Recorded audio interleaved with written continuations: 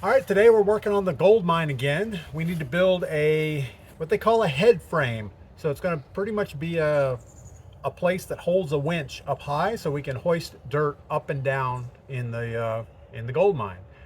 We're here at the tractor barn. I need to pick up some lumber I think we're going to need. So let's get that real quick.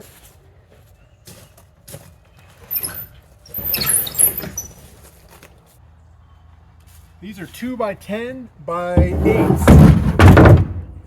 Actually, they're 2 by 10 by 10, I think.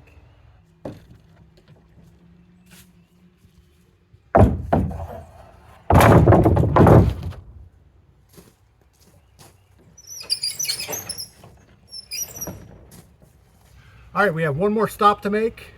We need some railroad ties.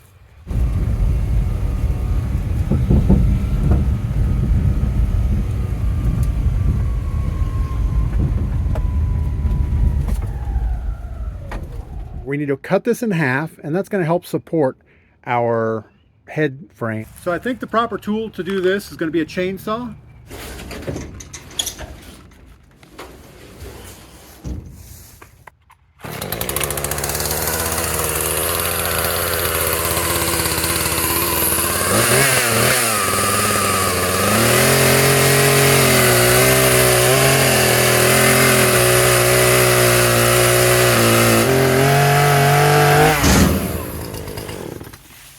Done.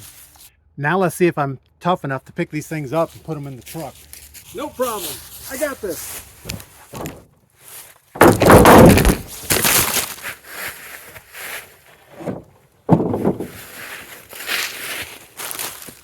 Are you guys all right? You took a tumble there. You got to be careful working around stuff like this.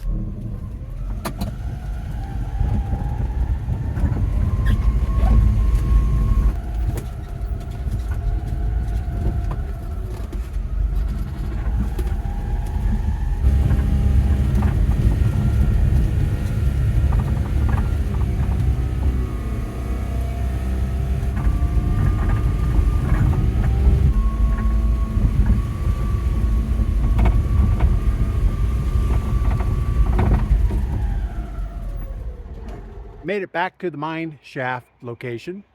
It's back over here.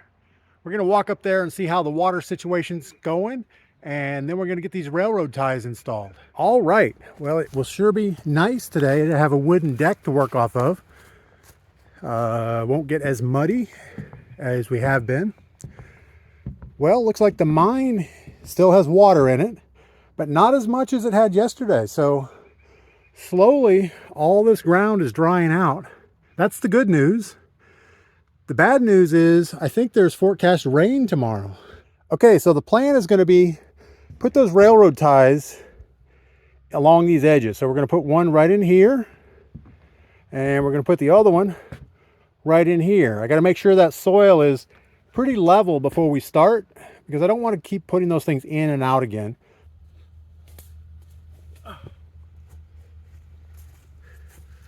I tell you what, these railroad timbers are pretty heavy. So we're getting this first railroad timber installed and leveled. All it is doing is sitting on the clay along the bottom. I have it pressed up fairly tight to the square set. Now we got to do the other side. We're going to put the ugly side down.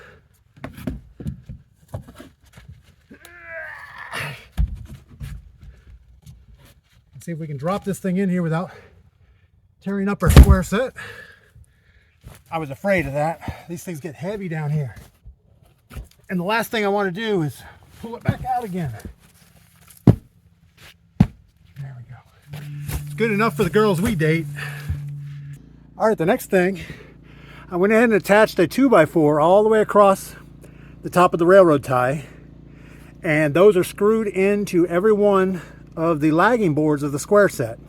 So that should give us a lot of support for the square set, and also it'll give us a nice surface to screw the uprights to, because we have to clear this little edge here. I don't know. Okay, we have 2 of the uprights ready for the head frame.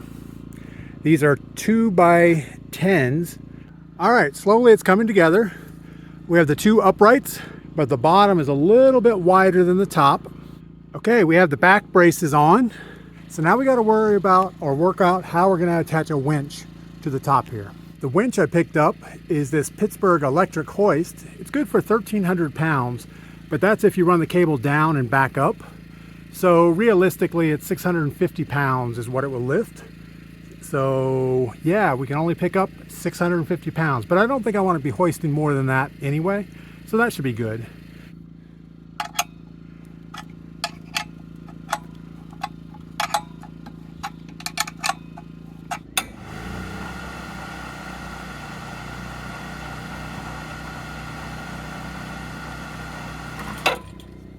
We have all the gussets installed on the head frame.